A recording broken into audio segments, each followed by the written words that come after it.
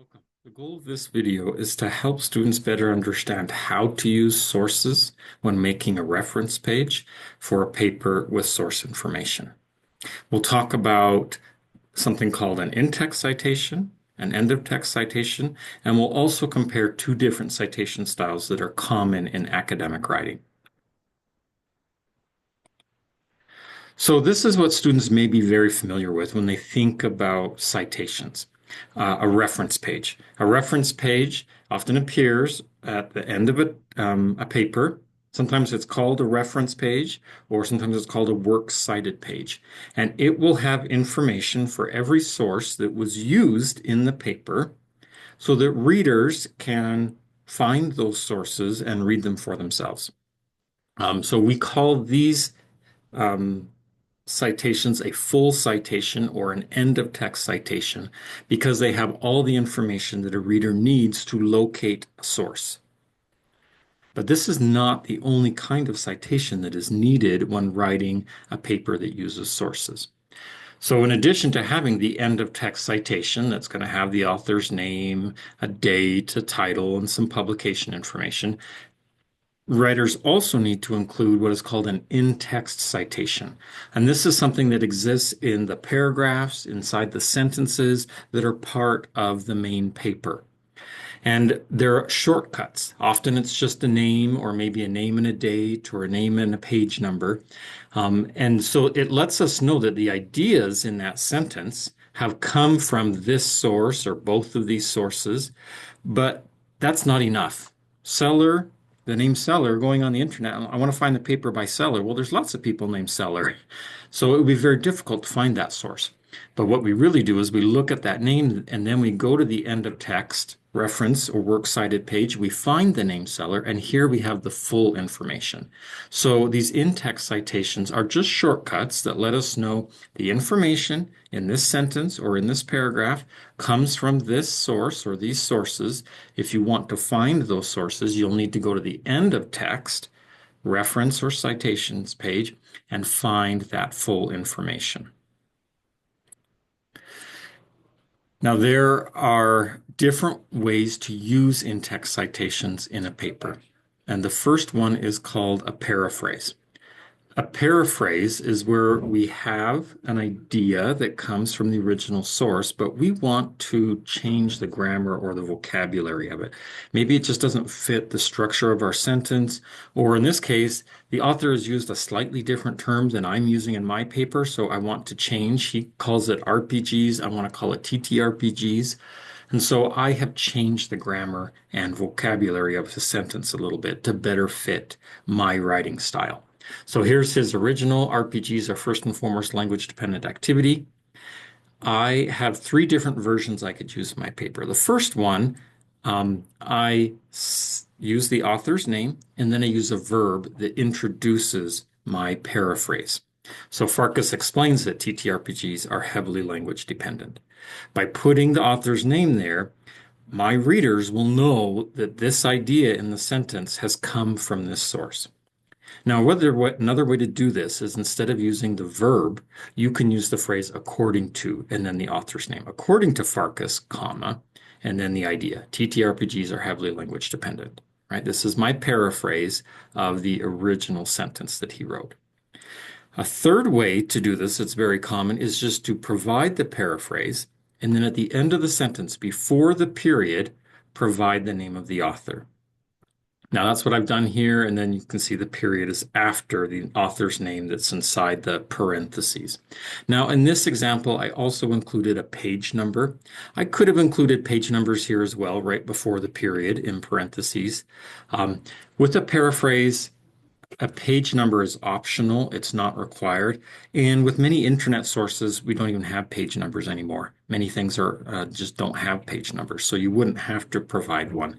But I wanted to show an example of how you could provide a page number for a paraphrase. And so these three methods of introducing a source as part of the sentence, or in this case, as a parenthetical citation at the end of the sentence, are the most common ways to let readers know which ideas are coming from which source. Now, addition to paraphrase, there's something called a summary.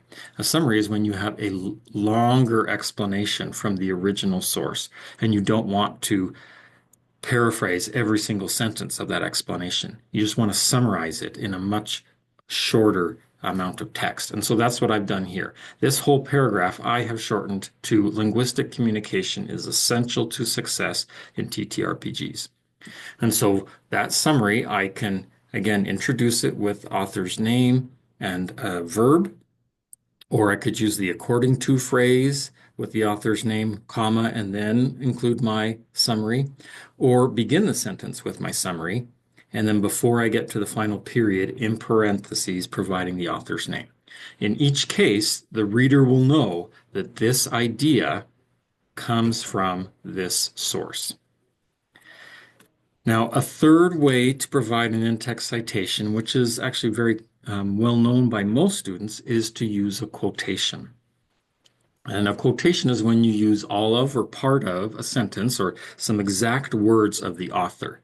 When you do this, you need to make clear to the readers exactly which words have come from the author so that they're not confused that some of these words are your own paraphrase or summary and some of them are a quotation. And we do this by using quotation marks.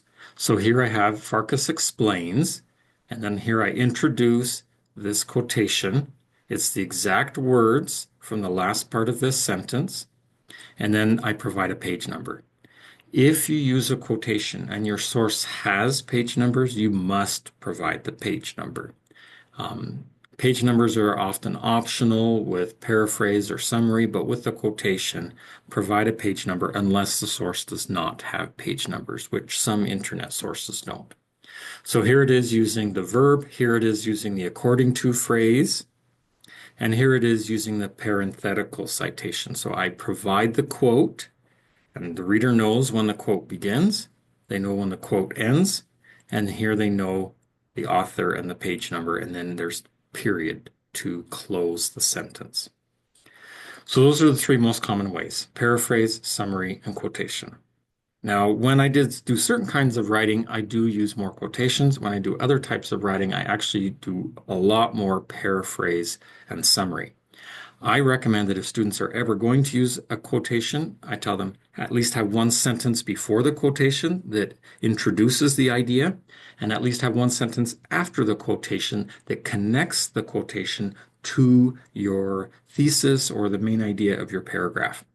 Just providing quotations without any connection to your paper makes for a very weak paper. It just looks like you cut and pasted sentences from other sources. And even if you're providing the citation and the quotation marks correctly, it still makes for a very disjointed and hard to understand paper. Quotations might be a great idea if you really want to preserve the words of the original author, but you still need to then connect that idea to your ideas within your paper. So let's talk about two main citation styles. One is called MLA, the other one's called APA. MLA stands for Modern Language Association. It's used primarily for writing about literature. So there's a greater focus on words and exact quotations and page numbers. These are people who want to analyze literature, and so they care about the exact words that the authors used. There's less of a concern with the currentness of sources. In other words, whether something is old or new, it's not a major concern to people who are writing about literature, because sometimes they're writing about things that are hundreds of years old. MLA is commonly used in English department courses because the English department is often writing about literature. Now, we're not necessarily writing about literature in our English writing courses. And so there's also the option of using another citation style, which is called APA. APA stands for the American Psychological Association, and this is used for writing about social science research. There's a greater emphasis on ideas instead of specific words. So we see a lot more paraphrase and summary, fewer page numbers, But there is also a greater emphasis on the currentness of sources. So we see dates more frequently with these in-text citations. We care about how recent the research is. Things that are 100 years old are rarely cited in social science research because they want to deal with things that are 5, maybe 10 years old. If it's more than 20 years old, unless it's a really important paper to provide a historical context, it's almost never cited. So that's one of the major differences between these two citation styles is what's their purpose? If you're writing about literature or if you're writing about current research. So here are some examples of in-text citations with MLA and APA. If this sentence with a citation from two sources was used in an MLA paper, we would just see the author names. Okay, so some researchers, and then it provides in parentheses the name of those sources. So someone could go to the end of the paper and find Farkas and Seller and read up about them. And then it kind of summarizes what they both talked about. The APA is the exact same kind of summary of the sources, and the same way to introduce the sources. But what we see here is we see the dates provided next to the names of the authors because this cares more about having current research, and so they care about dates more. Somebody might look at this and say, "Oh my goodness, some of this stuff is already 10 years old," and they might have some concerns about there needs to be some more current research to help support um, these ideas. But MLA wouldn't care about that nearly as much. So let's talk about the full reference for MLA. Okay, it's going to have the same 4 parts that APA is going to have, and we'll look at that in a second, but the order is a little bit different because the emphasis is different. So both MLA and APA will start with the author's name.